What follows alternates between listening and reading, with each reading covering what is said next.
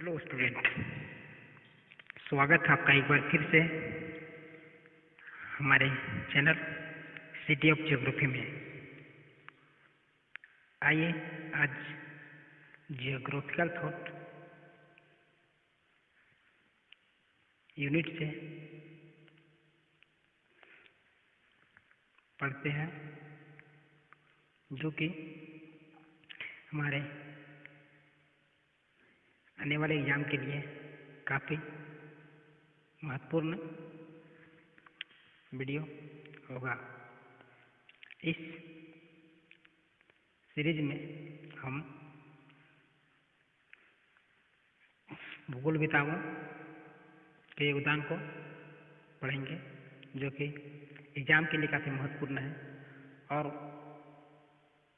यहाँ से क्वेश्चन 100% आएंगे ही आएंगे। ये हमारे जितने भी टॉपिक दिख रहे हैं, इमैनुअल कांट, हमबोल्ट हो गया, कार्ल लिटर हो गया, बर्नार्ड वार्नियस, रिचर्ड हार्टसन एंड शेफर, ये 6 भूगोलविदाएँ हैं जिनका कंट्रीब्यूशन हमें पढ़ना है अकॉर्डिंग टू हमारे सिलेबस।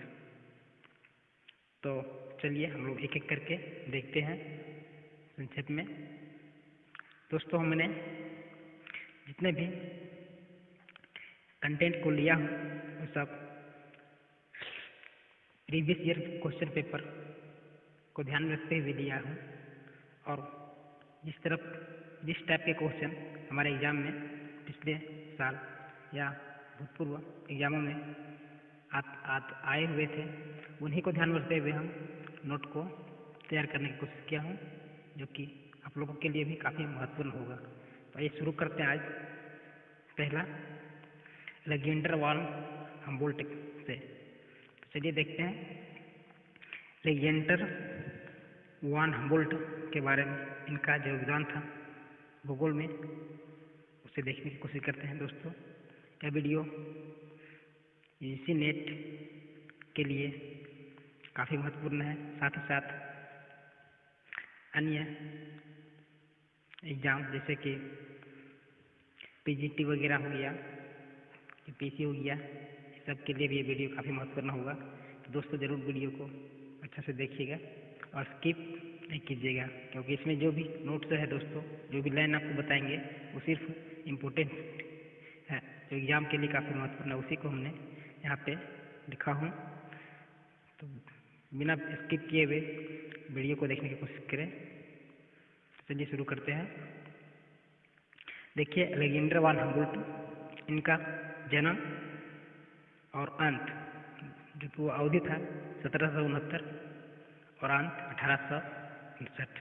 तो चलिए आगे देखते हैं। इनका जन्म 1769 ईस्वी को हुआ था जर्मनी के बर्लिन नगर में।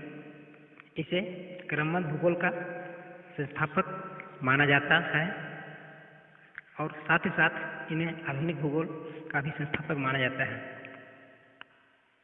आगे देखते हैं। यह एक भौगोलिक विद्वान के अलावे भौतिक वैज्ञानिक भी थे। इनकी पढ़ने की शैली आगमनात्मक थी, जो कि किसी भी घटना को प्रत्यक्ष अवलोकन पर आधारित होता था। आगे देखते हैं।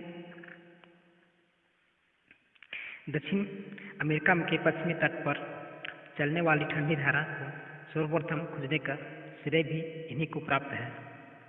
अगला पॉइंट देखते हैं, जिसे हमबोल्ट की धारा या पेरू की ठंडी जलधारा के नाम से भी जाना जाता है।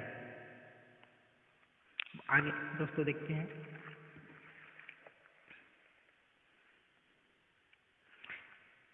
इन्होंने प्रकृति की एकता अर्थात यूनिटी ऑफ नेचर की विचारधारा को विकास किया था। इनकी विश्व प्रसिद्ध रचना कॉस्मस है, जो कि 5 खंडों में प्रकाशित हुई है। दोस्तों, इनकी जो ये रचना है कॉस्मस, अक्सर एग्जाम में यहाँ से क्वेश्चन पूछ लिया जाता है, तो ये काफ़ी महत्वपूर्ण है दोस्तों।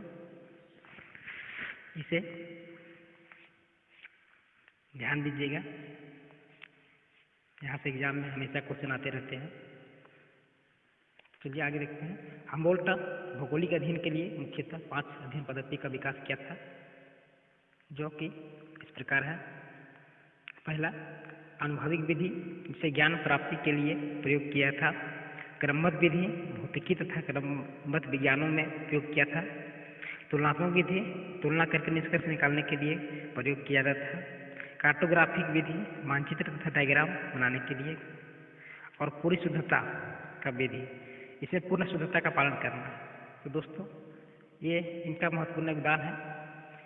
इन्हीं 5 विधियों को प्रयोग करके इन्होंने अपने संपूर्ण जीवन काल में अध्ययन, शोध, खोज कार्य करते रहे, जो कि आने वाले भूगोल के लिए काफ़ी महत्वपूर्ण साबित हुआ।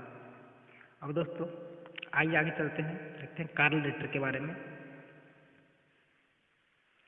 कार्ल रिटर, इनका भी जन्म दोस्तों 1779 को 1779 को हुआ था और इनका मृत्यु जो था 1889 को हुआ था। इनके योगदान को आइए देखते हैं। कार्ल रिटर भी आधुनिक भूगोल का जनक माना जाता था, हमबोल्ट के साथ साथ में दोस्तों। इनका जन्म जर्मनी के एक गांव स्नेपफेथल में 1779 को हुआ था। 1819 में विश्व का पहला भूगोल का प्रोफेसर बनने का गौरव हासिल किया इन्होंने बर्लिन विश्वविद्यालय के द्वारा, अर्थात इन्होंने बर्लिन विश्वविद्यालय में भूगोल का पहला प्रोफेसर के रूप में स्थापित हुए थे। आगे देखते हैं।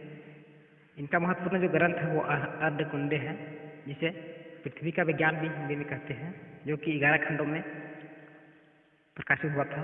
और इनका जो प्रथम खंड था उसमें अफ्रीका महाद्वीप के बारे में वर्णन किया गया है, जो कि 1817 में प्रकाशित हुआ था। और द्वितीय खंड में एशिया महाद्वीप का वर्णन है, जो कि 1818 में वर्णन हुआ था। ये दोनों खंड काफी महत्वपूर्ण है, यहाँ से एग्जाम में क्वेश्चन आ सकते हैं। आगे देखते हैं। एक अन्य रचना इनकी ही यूरोप का भौगोलिक, ऐतिहासिक और सांख्यिकीय चिंतन था, जो कि 1804 में प्रकाशित हुआ था। और आज इनका यूरोप के 6 मानचित्र भी इन्होंने बनाए थे, जो कि 1806 में प्रकाशित हुआ था। ये भी काफी महत्वपूर्ण है। आगे और देखते हैं कुछ। इन्होंने प्रादेशिक अध्ययन के लिए लैंडर कुंडे शब्द का प्रयोग किया था, जिसका अर्थ प्राकृतिक विज्ञान होता है। रिटर भी भौगोलिक अध्ययन के लिए 5 प्रकार के अध्ययन पद्धति का प्रयोग किया था। आइए देखते हैं वे 5 पद्धतियाँ, विधि जो कि इन्होंने प्रयोग किए थे। पहला था तुलनात्मक विधि, इसमें कारण संबंध का पता लगाना शामिल था। अनुभविक विधि, जो कि पर्यवेक्षण पर आधारित था। प्रादेशिक वर्णन की विधि, मानचित्रण विधि और विश्लेषण तथा संश्लेषण विधि। इसमें सभी तथ्यों का सामान्यीकरण करके भौगोलिक ज्ञान को वैज्ञानिकता प्रदान करने का प्रयास किया जाता था। तो दोस्तों आइए देखते हैं इमैनुअल कांट के बारे में। दोस्तों इमैनुअल कांट का जो जन्म था 1724 को था और इनका मृत्यु 1804 को हुआ था। कांट का जन्म पूर्वी एशिया में कोगिन्स वर्ग में 22 अप्रैल 1724 को हुआ था। कांट अपने समय का एक महान व्याख्याता, दार्शनिक, विचारक और भूगोलवेत्ता था। इन्होंने DI गिनी अर्थात ऑन फायर अर्थात आग पर शोध पत्र प्रस्तुत किया था। इसके अलावा इन्होंने मानव प्रजाति, वायु की प्रकृति, भूकंप एवं उनके कारण, नक्षत्रों की सामान्य धारणाएं एवं सिद्धांत आदि पर महत्वपूर्ण रचनाएं प्रकाशित किए थे। इनकी सबसे महत्वपूर्ण जो रचना है वो है तत्व मीमांसा, जिसे मेटाफिजिक्स कहते हैं, और दर्शन शास्त्र पर आधारित 2 इनकी रचनाएं महत्वपूर्ण है। आइए अब आगे देखते हैं।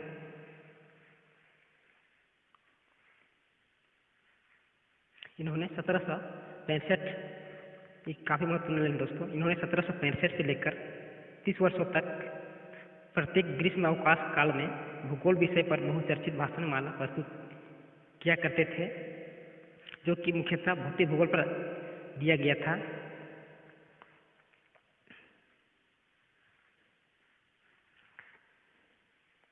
अगला पॉइंट है, कांट ने ही सर्वप्रथम भूगोल को वैज्ञानिक स्वरूप प्रदान किया था। इनके अनुसार भूगोल एक विज्ञान है जो कि स्थान से संबंध वस्तुओं का अध्ययन करता है। कांट को भी रिटर के जैसा आराम कुर्सी वाला भूगोलवेत्ता माना जाता है। कांट के अनुसार दोस्तों इनका एक कथन था, इतिहास मानवीय घटनाओं का कोष है जो कि समय के अनुसार गतिशील रहता है, स्वरूपित होता है, जबकि भूगोल प्राकृतिक घटनाओं का कोष है जो भूगोल प्रकृति की गहराई को झांकता है। कांट को अपवादवाद का पिता भी कहा जाता है। कांट द्वारा भूगोल का वर्गीकरण निम्न प्रकार से किया गया है, जो कि 7 प्रकार के हैं। पहला भौतिक भूगोल, दूसरा गणितीय भूगोल, तीसरा राजनीतिक भूगोल, चौथा वाणिज्यिक भूगोल, पांचवा नैतिक भूगोल और सातवां वातावरण विश्वास भूगोल। दोस्तों अब आगे देखते हैं बर्नार्ड वारेनियस के बारे में। दोस्तों इनका जो जन्म और मृत्यु का काल था वह 1622 से लेकर 1650 तक था। इनका जन्म जर्मनी के एक नगर हैम्बर्ग के पास के गांव में 1622 में हुआ था। पहला विद्वान था जिसने भूगोल को सामान्य तत्व भूगोल तथा विशिष्ट भूगोल में वर्गीकृत किया था, जिसे व्यवस्थित भूगोल और प्रादेशिक भूगोल के रूप में भी जाना जाता है। इन्होंने सर्वप्रथम भूगोल में द्वैतवाद की विचारधारा को उत्पन्न किया था। इन्होंने सूर्य केंद्रित हेलियोसेंट्रिक सौरमंडल और उसमें पृथ्वी की सर्वसापेक्षिक स्थिति को समझाया था। इन्होंने घोषित रूप से बताया कि सबसे ज्यादा ताप विषुवत रेखीय पेटी में नहीं बल्कि आयन रेखाओं के सहारे विश्व के उष्ण मरुस्थलों में पाया जाता है। एक बार फिर से देखते हैं दोस्तों इसमें यह लाइन को। इन्होंने घोषित रूप से बताया कि सबसे ज्यादा ताप विषुवत रेखीय पेटी में नहीं बल्कि अयन रेखाओं के सहारे विश्व के उष्ण मरुस्थलों में पाया जाता है। ये काफी महत्वपूर्ण लाइन दोस्तों, इसे यहाँ से क्वेश्चन बना के दिए जा सकते हैं। इनका जो वर्गीकरण था सामान्य और विशिष्ट भूगोल का, इसके बारे में थोड़ा देख लेते हैं। सामान्य भूगोल, इसके अंतर्गत विश्व भूगोल का वर्णन है जिसमें पृथ्वी की आकृति, आकार व खगोलीय विज्ञान तथा पृथ्वी का अन्य ग्रहों से संबंध का बताया गया है। और जो इनका दूसरा विभाग किया गया था विशिष्ट भूगोल, इसके अंतर्गत प्रादेशिक भूगोल से संबंधित विचारधारा जैसे जलवायु, वनस्पति, प्राकृतिक संसाधन, पर्वत, पठार, मरुस्थल, पशु, मनुष्यों की रहन सहन, अर्थव्यवस्था आदि का वर्णन किया गया है। वारेनियस का 28 वर्ष की अल्पायु में निधन हो जाने के कारण इन्होंने अपने ज्ञान को अधिक विकास नहीं कर पाया था। दोस्तों इनका संक्षेप में यह योगदान था, इसे हमने बताने की कोशिश किया।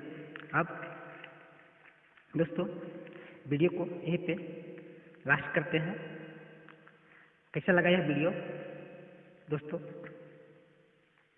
इसे कमेंट करके आप लोग जरूर बताइएगा और सपोर्ट करने की कोशिश कीजिएगा दोस्तों, ताकि मैं ऐसे ही अपने चैनल पे वीडियो और नया लाता रहूँ आप लोगों के लिए। धन्यवाद।